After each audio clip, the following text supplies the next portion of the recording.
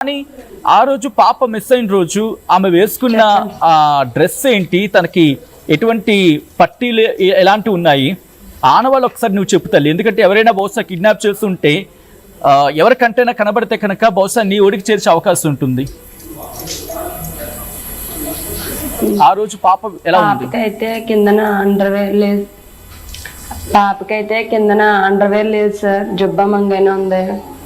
చేతికి దిష్టి పూసలు ఉంటాయి సార్, కాళ్ళకి పట్టీలు ఉంటాయి, మెల్ల ఫోమ్ ఒకటి ఉంటది, మెల్ల వెండి బిల్ల ఒకటి ఉంటుంది సార్, అంతే సార్.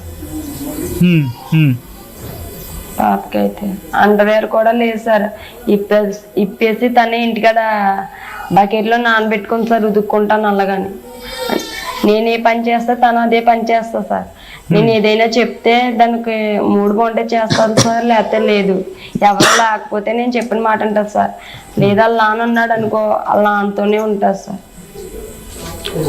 అమ్మా నేను ఈ మాట అనడం రోజైతే పాపకి అంటే ఈ మాట అంటే ఎంతవరకు సమంజసం నాకు తెలియదు. సార్ మీరు ఏదో చెప్తున్నారు, చెప్పండి అమ్మా.